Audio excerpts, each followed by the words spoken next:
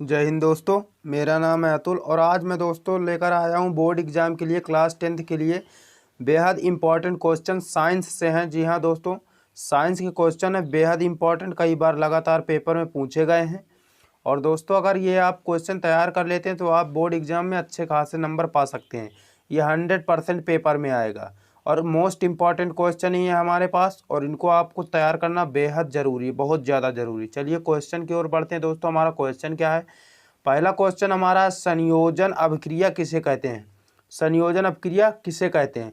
दोस्तों रासायनिक अभिक्रिया में से एक अभिक्रिया आपको पक्का है आएगी और 2 नंबर की आएगी, तो इसलिए आपको तैयार करना बहुत ज़रूरी। जितनी भी रासायनिक अभिक्रिया आप तैयार कर सकते हैं, वैसे तो मैंने यहाँ पर 2-3 ही लिया है, कोई बात नहीं, आप तैयार कर लेना।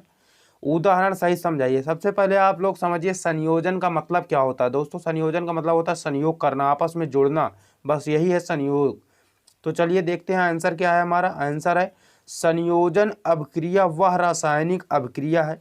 संयोजन अभिक्रिया वह रासायनिक अभिक्रिया है जिसमें 2 या 2 से अधिक प्रकार के पदार्थों के अणु परस्पर जुड़कर केवल एक ही प्रकार के पदार्थ के अणु बनाते हैं। 2 या 2 से अधिक प्रकार के पदार्थों के अणु आपस में जुड़कर केवल एक ही प्रकार के पदार्थ के अणु बनाते हैं, बस इसे ही कहते हैं संयोजन अभिक्रिया। देखिए उदाहरण क्या है हमारा, 2NaCl2, ये है उदाहरण हमारा। मतलब सोडियम जो है सोडियम प्लस क्लोरीन दोनों चीज़ दिया हुआ है यहाँ पर।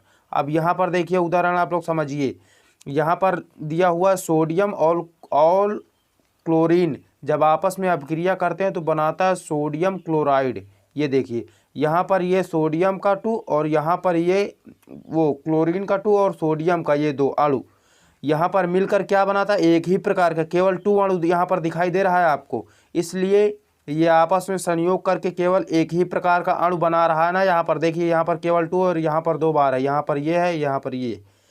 तो इसलिए आप लोगों को समझ में आ गया होगा दोस्तों अच्छी तरीके से, सोडियम क्लोराइड बन गया। ओके, चलिए अगले क्वेश्चन की ओर हम लोग बढ़ते हैं। अगला हमारा जो क्वेश्चन है वो है प्रतिस्थापन। क्या है? प्रतिस्थापन। तो प्रतिस्थापन अभिक्रिया किसे कहते हैं, उदाहरण सहित समझाइए।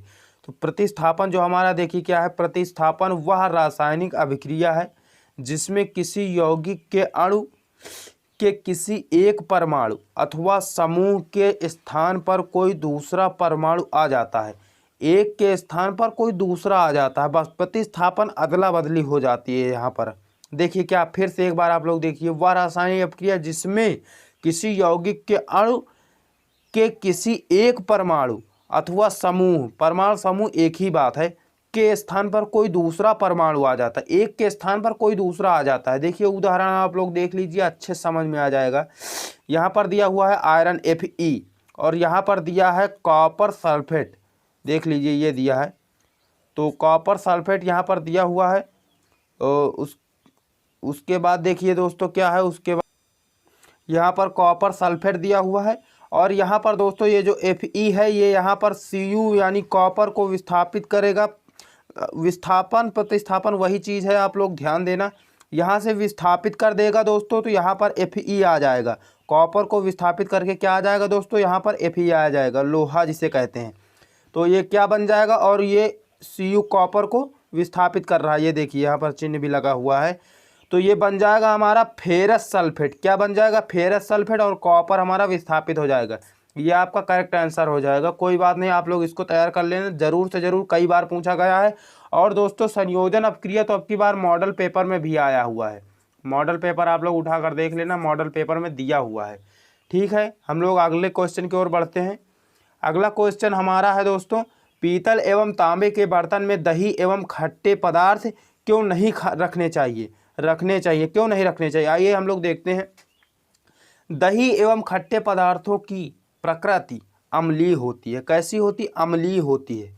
यदि इन पदार्थों को पीतल एवं तांबे के बर्तनों में रखते हैं, देखिए अगर दही और जो खट्टे पदार्थ हैं इनको पीतल और तांबे के बर्तन में वास्तव में हमें रखना ही नहीं चाहिए, क्योंकि ये अम्लीय प्रकृति के होते हैं, खट्टे होते हैं। ये देखिए आगे हम लोग पढ़ते हैं क्या है। तो ये धातु से अभिक्रिया करके धात्विक लवण बनाते हैं, जिसके कारण भोजन दूषित हो जाता है। भोजन क्या हो जाता है दोस्तों? दूषित हो जाता है। यदि कोई व्यक्ति इस दूषित भोजन को खाता है तो वह बीमार हो जाता है।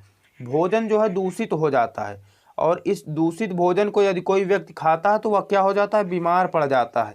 इसलिए हमें नहीं रखना चाहिए पीतल एवं तांबे के बर्तन में खट्टे पदार्थ। कोई भी खट्टा पदार्थ हो उसको मत रखिए पीतल एवं तांबे के बर्तन में, वरना वो दूषित हो जाएगा, रिएक्शन कर लेगा, अपक्रिया करके वो दूषित हो जाएगा। इसलिए नहीं रखना चाहिए। स्टील के बर्तन में आप लोग रखिए अगर कोई भी खट्टा पदार्थ। अगला क्वेश्चन नंबर 4 देखिए दोस्तों, क्या है क्वेश्चन नंबर 4। बेकिंग सोडा का रासायनिक नाम एवं अणुसूत्र लिखिए। इसे बनाने की विधि का रासायनिक समीकरण द्वारा लिखिए। बनाने की विधि का क्या रखना है, रासायनिक समीकरण। बेकिंग सोडा काफ़ी ज़्यादा इम्पोर्टेंट, कई बार लगातार पूछा गया दोस्तों, इसलिए आपको तैयार होना चाहिए। बेकिंग सोडा कई बार पूछा गया। और एक और आप लोग याद कर लेना, ब्लीचिंग पाउडर। ठीक है, इसको भी आप लोग याद कर लेना, कई बार पूछा गया ब्लीचिंग पाउडर भी। चलिए इसको देखते हैं हम लोग। बेकिंग सोडा का रासायनिक नाम क्या है, सोडियम हाइड्रोजन कार्बोनेट। ये देखिए यहाँ पर सोडियम हाइड्रोजन कार्बोनेट। व अणुसूत्र आप लोग इसका देख लीजिए, NaHCO3।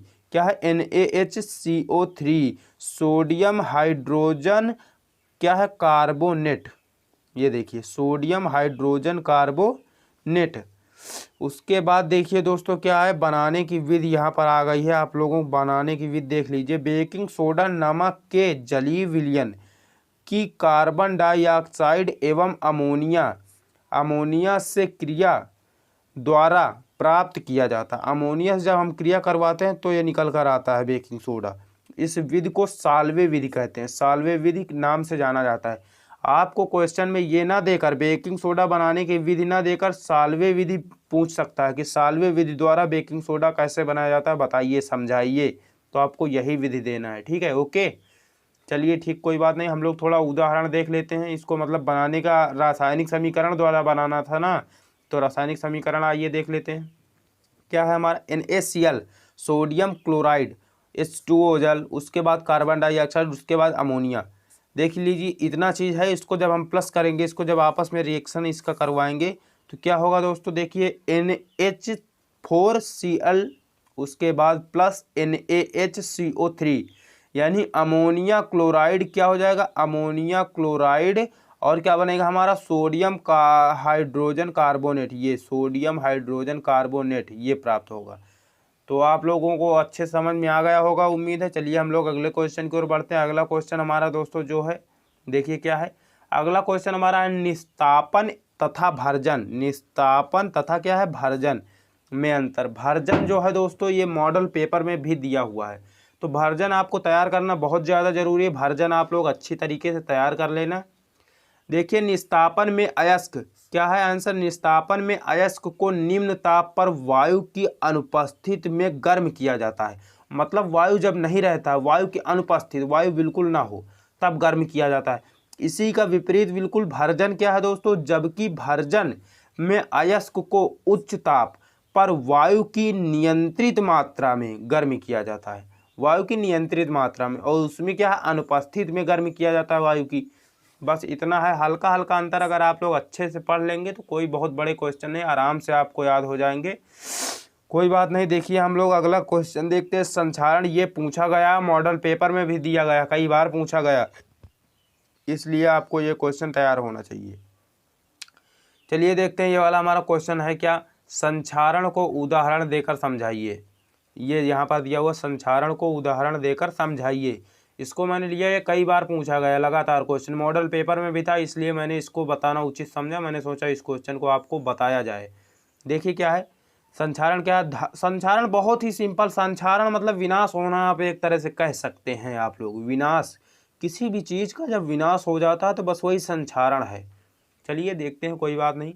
धातुओं को वायु में खुला छोड़ देने पर उसमें उपस्थित गैस व जलवाष्प धातुओं से क्रिया करके धात्विक ऑक्साइड, क्या धात्विक ऑक्साइड, धातु सल्फाइड या धातु कार्बोनेट बना लेती है। इसे धातु पर मोर्चा लगना कहते हैं। मोर्चा इसी तरह लगता है धातुओं पर, जिसे हम लोग गांव में लोग कहते हैं ना, गांव में कि लोहे में मूर्छा लग गया है, बस वही ये मोर्चा है। जब जंग लग जाता है, मूर्छा लग जाता है लोहे में, तो वो पूरी तरह से ख़राब हो जाती है चीज़ें।